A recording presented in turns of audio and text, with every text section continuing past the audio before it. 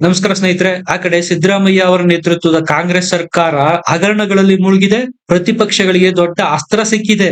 ಹೋರಾಟ ಮಾಡ್ತಾ ಇದ್ದಾವೆ ಪ್ರತಿಪಕ್ಷಗಳು. ಈ ನಡುವೆ ಈಗ ರಾಜ್ಯ ಬಿಜೆಪಿನಲ್ಲಿ ದೊಡ್ಡ ಬೆಳವಣಿಗೆ ಆಗ್ತಾ ಇದೆ. ರಾಜ್ಯ ರಾಜಕೀಯಕ್ಕೆ ಡೆಲ್ಲಿಯ ಬಿಜೆಪಿ ನಾಯಕರು ಕೊಟ್ಟಿರತಕ್ಕಂತ ದೊಡ್ಡ ಟ್ವಿಸ್ಟ್ ಇದುವರೆಗಿನ. ನೀವೇ ನೋಡಿರ್ಬೋದು, ಇತ್ತೀಚಿನ ದಿನಗಳಲ್ಲಿ ರಾಜ್ಯ ಬಿಜೆಪಿಯ ನಾಯಕರಿಗೆ ಕೊಡೋ ಮಹತ್ವಕ್ಕಿಂತ ಡೆಲ್ಲಿಯ ಬಿಜೆಪಿ ನಾಯಕರು ಕುಮಾರಸ್ವಾಮಿ ಅವರಿಗೆ ಜಾಸ್ತಿ ಮಹತ್ವ ಕೊಡ್ತಾ ಇದ್ದಾರೆ. ಈಗ ಮತ್ತೊಂದು ಅಂತಹದ್ದೇ ಆಫರ್ ನ ಕುಮಾರಸ್ವಾಮಿ ಅವರಿಗೆ ಕೊಟ್ಟಿದ್ದಾರೆ. 60ಕ್ಕೂ ಹೆಚ್ಚು ಶಾಸಕರನ್ನ ಗೆಲ್ಲಿಸಿಕೊಂಡು ಬನ್ನಿ ಸಿಎಂ ಆಗಿ ಅಂತ. ಹಾಗಾದ್ರೆ ಏನ್ ಈ ವಿಚಾರ, ಎಲ್ಲದರ ಬಗ್ಗೆ ಮಾಹಿತಿ ಕೊಡ್ತೀನಿ. ಲೈಕ್ ಮಾಡಿ, ಶೇರ್ ಮಾಡಿ ಮತ್ತು ನಮ್ಮ ಚಾನಲ್ ನ ಸಬ್ಸ್ಕ್ರೈಬ್ ಮಾಡಿ. ಸ್ನೇಹಿತರೆ, ರಾಜ್ಯ ಬಿಜೆಪಿಗೆ ವೇಗ ಹೆಚ್ಚಿಸಿಕೊಳ್ಳೋದಿಕ್ಕೆ ಇದು ಸುಸಂದರ್ಭ. ಯಾಕಂದ್ರೆ ಸಿದ್ದರಾಮಯ್ಯ ನೇತೃತ್ವದ ಸರ್ಕಾರ ಹಗರಣಗಳ ಸುಳಿಯಲ್ಲಿ ಸಿಲುಕಿಕೊಂಡಿತ್ತು. ಯಾವಾಗ ಸೆಂಟ್ರಲ್ ಇಂದ ಚಾಟಿ ಬೀಸಿದ್ರು, ಅಹೋರಾತ್ರಿ ಧರಣಿ ಮಾಡಿದ್ದಲ್ದೆ ಈಗ ಮೈಸೂರು ಚಲೋ ಚಳುವಳಿಯನ್ನು ಸಹ ರೂಪಿಸ್ತಾ ಇದ್ದಾರೆ ಬಿಜೆಪಿ ನಾಯಕರು. ಈ ಎಲ್ಲ ಬೆಳವಣಿಗೆಗಳ ಹಿನ್ನೆಲೆಯಲ್ಲೂ ಸಹ ಬಿಜೆಪಿ ಒಳಗೆ ಹಲವಾರು ಬೆಳವಣಿಗೆಗಳಾಗ್ತಾ ಇದೆ. ಅದು ಬಿಜೆಪಿನಲ್ಲೇ ಭಿನ್ನ ಮತ. ಅದು ಬೇರೆ ಯಾರು ವಿರುದ್ಧವೂ ಅಲ್ಲ, ರಾಜ್ಯಾಧ್ಯಕ್ಷ BY ವಿಜಯೇಂದ್ರ ಮತ್ತು ವಿರೋಧ ಪಕ್ಷದ ನಾಯಕ ಆರ್ ಅಶೋಕ್ ಅವರ ವಿರುದ್ಧ. ಈ ಎಲ್ಲ ಬೆಳವಣಿಗೆಗಳ ಹಿನ್ನೆಲೆಯಲ್ಲಿ ನಾನು ಹೇಳಿದ್ದು, ಕುಮಾರಸ್ವಾಮಿ ಅವರಿಗೆ ಮಹತ್ವ ಜಾಸ್ತಿ ಕೊಡ್ತಾ ಇದೆ ಸೆಂಟ್ರಲ್ ಬಿಜೆಪಿ ಅಂತ. ಈಗ ಒಂದು ಮಟ್ಟಕ್ಕೆ ಸೆಂಟ್ರಲ್ ಬಿಜೆಪಿ ಅವರಿಗೆ ಗೊತ್ತಾಗಿ ಹೋಗಿದೆ, ನಾವು ರಾಜ್ಯ ಬಿಜೆಪಿನ ನಂಬಿಕೊಂಡ್ರೆ ಮುಂದೆ ಅಧಿಕಾರಕ್ಕೆ ಬರೋದು ಬಹಳ ಕಷ್ಟ ಅಂತ. ನೀವೇ ನೋಡಿ, ಹೀಗೆ ಇಂಟರ್ನಲ್ಲಿ ಕಚ್ಚಾಡ್ಕೊಂಡಿದ್ರೆ, ಒಬ್ಬರ ಕಾಲು ಮತ್ತೊಬ್ರು ಎಳ್ಕೊಂಡಿದ್ರೆ ಗುರಿ ತಲುಪೋದಾದ್ರೂ ಹೇಗೆ? ಸ್ನೇಹಿತರೆ, ಸಿದ್ದರಾಮಯ್ಯ ಅವರು ಕ್ಲಿಯರ್ ಇಮೇಜ್, ಕ್ಲೀನ್ ಹ್ಯಾಂಡ್ ಅಂತೇಳಿ ಪ್ರಖ್ಯಾತಿ ಪಡೆದವರು 2013ರಿಂದ 2018ರವರೆಗೆ ಅವರು ಅಭಿವೃದ್ಧಿ ಮಾಡಿರ್ಲಿ ಬಿಟ್ಟಿರ್ಲಿ, ಆದರೆ ಸ್ವಚ್ಛ ಆಡಳಿತ ಕೊಟ್ಟು ಹೆಸರಾದವರು ಸಿದ್ದರಾಮಯ್ಯನವರು. ಅಂತಹ ಸಿದ್ದರಾಮಯ್ಯನವರ ಮೇಲೆ ಈಗ ಕಪ್ಪು ಚುಕ್ಕಿ ಅನ್ನುವಂತೆ ಹಗರಣಗಳು ಕೇಳಿ ಬಂದಿರೋದ್ರಿಂದ ಬಿಜೆಪಿಗೆ ಇಂಥ ಅವಕಾಶ ಸಿಗೋದು ಮುಂದೆ ಸಿಗೋದೇ ಇಲ್ಲ ಅಂತಾನೆ ಹೇಳ್ಬೇಕು. ಗೋಲ್ಡನ್ ಅಪರ್ಚುನಿಟಿ ಇದು. ಇಂತಹ ಅವಕಾಶನ ತಮ್ಮಲ್ಲಿರೋ ಅಂತರ್ಯುದ್ಧದಿಂದಾಗಿ ಬಿಜೆಪಿ ಮಿಸ್ ಮಾಡ್ಕೊಳ್ತಾ ಇದೆ. ಒಗ್ಗಟ್ಟಿನ ಮಂತ್ರ ಪಠಿಸಿ ಒಂದಾಗಿ ಹೋರಾಟ ಮಾಡಬೇಕಾಗಿದ್ದ ಬಿಜೆಪಿ ಎತ್ತು ಏರಿ ಎಳೆದ್ರೆ ಕೋಣ ನೀರು ಇಳಿತು ಅಂದಂಗೆ ಪ್ರತಿಪಕ್ಷದ ನಾಯಕ ಆರ್ ಅಶೋಕ್ ಅವರು ಮತ್ತು BY ವಿಜಯೇಂದ್ರ ಅವರು ಸರ್ಕಾರನ ತರಾಟೆಗೆ ತೆಗೆದುಕೊಳ್ತಾ ಇದ್ರೆ, ಇತ್ತ ಕಡೆ ಯತ್ನಾಳ್ ಅವರು ತಮ್ಮದೇ ಪಕ್ಷದ ನಾಯಕರ ವಿರುದ್ಧ ಹರಿಹಾಯ್ತಾ ಇದ್ರು. ಇದು ಒಂದರ್ಥದಲ್ಲಿ ಆಡಳಿತ ಪಕ್ಷಕ್ಕೆ ಆನೆ ಬಲ ತಂದ್ಕೊಟ್ಟಂತಾಗಿತ್ತು. ಅಷ್ಟೇ ಅಲ್ಲದೆ ಈಗ ಅರವಿಂದ್ ಲಿಂಬಾವಳಿ ಅವರು ಸಹ ಬಿಜೆಪಿ ನಾಯಕರ ವಿರುದ್ಧ ಹರಿಹಾಯ್ತಾ ಇದ್ದಾರೆ. ನಿಮಗೆ ನೆನಪಿರ್ಬೋದು, ಅವರು ಸಹ ಬಿಜೆಪಿ ರಾಜ್ಯಾಧ್ಯಕ್ಷ ಸ್ಥಾನದ ಮೇಲೆ ಕಣ್ಣಿಟ್ಟಿದ್ರು. ಹಿರಿಯರನ್ನು ಪಕ್ಷದಲ್ಲಿ ಕಡೆಗಣಿಸಲಾಗ್ತಾ ಇದೆ ಅನ್ನೋ ಆರೋಪ ಲಿಂಬಾವಳಿ ಅವರದ್ದು. ತಮ್ಮ ಸ್ವಪಕ್ಷ ಬಿಜೆಪಿಯ ವಿರುದ್ಧನೇ ಚಾಟಿ ಬೀಸಿದ್ದಾರೆ ಅರವಿಂದ್ ಲಿಂಬಾವಳಿ ಅವರು. ಡೆಂಗ್ಯೂ ಹಾವಳಿಯಾಗಿದೆ, ನೆರೆ ಹಾವಳಿಯಾಗಿದೆ. ಈ ಎಲ್ಲ ಘಟನೆಗಳ ಹಿನ್ನೆಲೆಯಲ್ಲಿ ಆಡಳಿತ ಪಕ್ಷದ ಮೇಲೆ ಸವಾರಿ ಮಾಡಬೇಕಾಗಿದ್ದ, ಪ್ರಶ್ನೆ ಎತ್ತಬೇಕಾಗಿದ್ದ ಪ್ರತಿಪಕ್ಷ ಬಿಜೆಪಿ ಯಾವ ಕೆಲಸನೂ ಮಾಡ್ತಾ ಇಲ್ಲ ಅನ್ನುವ ಅರ್ಥದ ಟ್ವೀಟ್ ಮಾಡೋ ಮೂಲಕ ತಮ್ಮ ಅಸಮಾಧಾನನ ಅರವಿಂದ್ ಲಿಂಬಾವಳಿ ಅವರು ವ್ಯಕ್ತಪಡಿಸಿದ್ದಾರೆ. ಬಿಜೆಪಿ ಅವರು ಹೆಸರಿಗಷ್ಟೇ ಪ್ರತಿಭಟನೆ ಮಾಡ್ತಾ ಇದ್ದಾರೆ, ಹೋರಾಟ ಮಾಡ್ತಾ ಇದೀವಿ ಅಂತೇಳಿ ತೋರಿಸಿಕೊಳ್ತಾ ಇದ್ದಾರೆ. ಪ್ರತಿಪಕ್ಷವಾಗಿ ಬಿಜೆಪಿ ವಿಫಲವಾಗಿದೆ ಅನ್ನೋ ಅರ್ಥದಲ್ಲಿ ಟ್ವೀಟ್ ಮಾಡಿದ್ದಾರೆ ಅರವಿಂದ್ ಲಿಂಬಾವಳಿ ಅವರು. ಮೂಡ ಹಗರಣ ಆಗಿರ್ಬೋದು, ವಾಲ್ಮೀಕಿ ನಿಗಮ ಮಂಡಳಿನಲ್ಲಿ ಆಗಿರ್ತಕ್ಕಂಥ ಹಗರಣ, ವಕ್ಫ್ ಹಗರಣ, ಅಪೆಕ್ಸ್ ಬ್ಯಾಂಕ್ ನಲ್ಲಿ ಆಗಿರ್ತಕ್ಕಂಥ ಹಗರಣ, ಯಾವ ವಿಚಾರನೂ ಸಹ ತಾರ್ಕಿಕ ಅಂತ್ಯಕ್ಕೆ ಬಿಜೆಪಿ ಅವರು ತೆಗೆದುಕೊಂಡು ಹೋಗಿಲ್ಲ. ಪ್ರತಿಪಕ್ಷದ ನಾಯಕರಾಗಿರ್ತಕ್ಕಂಥ ಆರ್ ಅಶೋಕ್ ಅವರು ಮತ್ತು ರಾಜ್ಯಾಧ್ಯಕ್ಷರಾಗಿರುವ BY ವಿಜಯೇಂದ್ರ ಅವರ ನಡುವೆ ತಾಳಮೇಳನ ಇಲ್ಲ. ಪ್ರತಿಪಕ್ಷವಾಗಿ ವಿಧಾನಸಭೆಯಲ್ಲಿ ಒಳಗೆ ಮತ್ತು ಹೊರಗೆ ಬಿಜೆಪಿ ಸಂಪೂರ್ಣ ವಿಫಲ ಆಗಿದೆ ಅನ್ನುವಂತ ಅಟ್ಯಾಕ್ ಮಾಡಿದ್ದಾರೆ ಅರವಿಂದ್ ಲಿಂಬಾವಳಿ ಅವರು. ಇನ್ನು ಯತ್ನಾಳ್ ಅವರ ವಿಚಾರ ನಿಮ್ಗೆ ಗೊತ್ತೇ ಇದೆ. ಮೂಡ ಕೇಸಲ್ಲಿ ಬಿಜೆಪಿ ಅವರು ಮೇಲ್ನೋಟಕ್ಕೆ ಪ್ರತಿಭಟನೆ ಮಾಡ್ತಾ ಇದ್ದಾರೆ. CBIಗೆ ಕೊಟ್ಬಿಡಿ, ನಿಮ್ದು ಹೊರಗ್ ಬರ್ಲಿ, ನಮ್ದು ಹೊರಗ್ ಬರ್ಲಿ ಅನ್ನುವ ಮಾತುಗಳನ್ನ ಸದನದ ಒಳಗೆ ಯತ್ನಾಳ್ ಅವರು ಆಡಿದ್ರು. ಅಪ್ಪಾಜಿ ಅಪ್ಪಾಜಿ ಅನ್ನುವ ಸಂಸ್ಕೃತಿ ಹೋಗ್ಬೇಕು ಅಂತ ಇಂಡೈರೆಕ್ಟ್ ಆಗಿ PSY ಮತ್ತು BY ವಿಜಯೇಂದ್ರ ಅವರ ವಿರುದ್ಧ ದಾಳಿ ಮಾಡಿದ್ರು ಯತ್ನಾಳ್ ಅವರು. ಈ ಮೂಡಾ ಸೈಟ್ ಅಲೋಕೇಟ್ ಆಗಿರೋದು ಬಿಜೆಪಿಯ ಕಾಲದಲ್ಲಿ.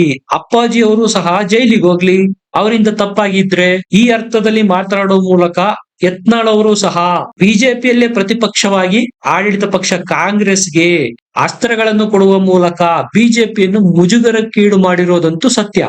ಒಂದರ್ಥದಲ್ಲಿ ಬಿಜೆಪಿಗೆ ಈಗ ದಿಕ್ಕು ತೋಚದಂತಾಗಿದೆ. ಈ ಕಡೆ ತಮ್ಮದೇ ನಾಯಕರು ಪಕ್ಷದ ವಿರುದ್ಧ ಮಾಡ್ತಾ ಇರ್ತಕ್ಕಂಥ ಆರೋಪಗಳನ್ನು ಸಮರ್ಥಿಸಿಕೊಳ್ಬೇಕು ಅಥವಾ ಸರ್ಕಾರ ಮಾಡಿರ್ತಕ್ಕಂಥ ಹಗರಣಗಳನ್ನು ಕುರಿತು ಪ್ರಸ್ತಾಪ ಮಾಡಿ ಇಕ್ಕಟ್ಟಿಗೆ ಸಿಲುಕಿಸಬೇಕು. ಯಾವುದೂ ಗೊತ್ತಾಗದಂತಹ ಪರಿಸ್ಥಿತಿ ಬಿಜೆಪಿಯಲ್ಲಿ ಈಗ ಸದ್ಯದ ಮಟ್ಟಿಗೆ ಇದೆ. ಇದಕ್ಕೆ ಅಡಿಷನ್ ಎನ್ನುವಂತೆ ಮೊನ್ನೆ ಪ್ರತಾಪ್ ಸಿಂಹರು ಸಹ ಇಂಡೈರೆಕ್ಟ್ ಆಗಿ ಸಿದ್ದರಾಮಯ್ಯ ಅವರಿಗೆ ಸಪೋರ್ಟ್ ಕೊಟ್ಟಿದ್ರು.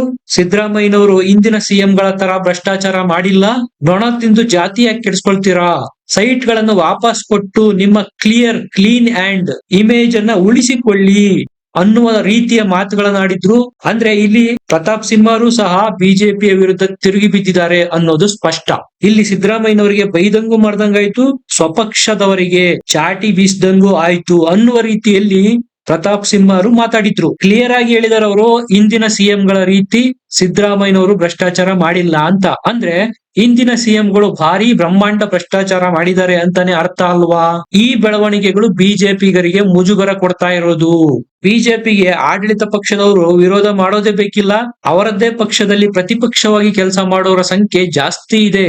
ಪರಿಸ್ಥಿತಿ ಹೀಗಿರುವಾಗ ಕೇಂದ್ರದ ನಾಯಕರಿಗೂ ಅನ್ನಿಸಿದೆ, ಇದು ಹೀಗೆ ಮುಂದುವರೆದ್ರೆ ಮುಂದೆ ಕರ್ನಾಟಕದಲ್ಲಿ ಬಿಜೆಪಿಗೆ ಭವಿಷ್ಯ ಇಲ್ಲ ಅನ್ನುವ ನಿರ್ಧಾರಕ್ಕೂ ಸಹ ಕೇಂದ್ರ ನಾಯಕರು ಈಗ ಬಂದಿದ್ದಾರೆ.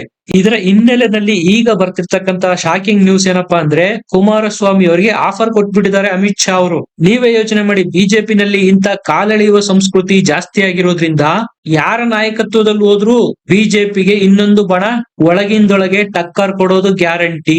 ಇದು ಫೈನಲಿ ಲಾಸ್ ಆಗೋದು ರಾಜ್ಯ ಬಿಜೆಪಿಗೆ, ಇದರ ಲಾಭ ಆಗೋದು ಕಾಂಗ್ರೆಸ್ ಪಕ್ಷಕ್ಕೆ. ಹಾಗಾಗಿ ಈಗ ರಾಷ್ಟ್ರ ಬಿಜೆಪಿ ನಾಯಕರು ಕುಮಾರಸ್ವಾಮಿ ಅವರ ಮೊರೆ ಹೋಗಿದ್ದಾರೆ ಅಂತ ಹೇಳಲಾಗ್ತಾ ಇದೆ. ಸ್ನೇಹಿತರೆ, ನಾವೇ ಈ ಹಿಂದೆ ಹೇಳಿದ್ವಿ, ಚನ್ನಪಟ್ಟಣ ಉಪಚುನಾವಣೆಯ ಸಂಬಂಧಪಟ್ಟಂತೆ ಕುಮಾರಸ್ವಾಮಿ ಅವರು ಮತ್ತು ಅಮಿತ್ ಶಾ ಅವರ ನಡುವೆ ಮಾತುಕತೆಯಾಗಿತ್ತು. ಆಗ ಅಮಿತ್ ಶಾ ಅವರು ಸ್ಪಷ್ಟವಾಗಿ ಹೇಳಿದ್ರು, ಚನ್ನಪಟ್ಟಣ ನಿಮ್ಮ ಕ್ಷೇತ್ರ, ಅಲ್ಲಿ ನಿಮ್ಮದೇ ಅಭ್ಯರ್ಥಿಯನ್ನ ಹಾಕಿ, ನಾವಿಲ್ಲಿ ಮೂಗು ತೂರಿಸೋದಿಲ್ಲ.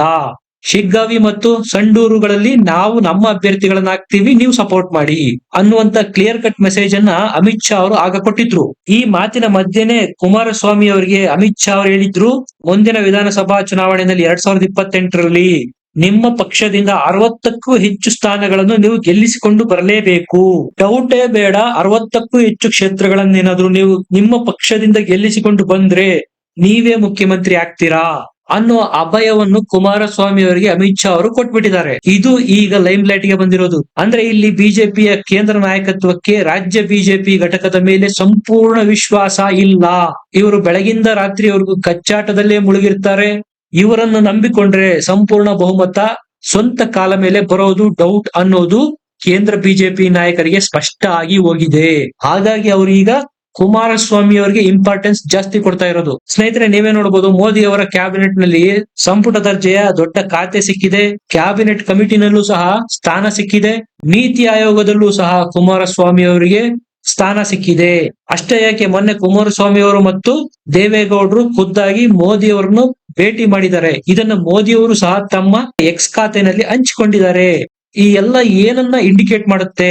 ಕುಮಾರಸ್ವಾಮಿ ಅವರಿಗೆ ಇಂಪಾರ್ಟೆನ್ಸ್ ನ ಜಾಸ್ತಿ ಕೊಡ್ತಾ ಇರುವುದರ ಮುನ್ಸೂಚನೆ. ಕಳೆದ ಲೋಕಸಭಾ ಚುನಾವಣೆಯಲ್ಲಿ ಜೆಡಿಎಸ್ ನವರು ಕೇವಲ 2 ಸೀಟ್ಗಳನ್ನ ಗೆದ್ದಿರಬಹುದು, ಆದ್ರೆ ಕಳಪೆ ಪ್ರದರ್ಶನ ಕೊಡಬಹುದು ಬಿಜೆಪಿ ಅಂತ ಎಕ್ಸ್ಪೆಕ್ಟ್ ಮಾಡಲಾಗಿತ್ತು. ಯಾರು ಊಹಿಸದಂತೆ 17 ಸೀಟ್ಗಳನ್ನ ಬಿಜೆಪಿಯವರು ಗೆದ್ರು.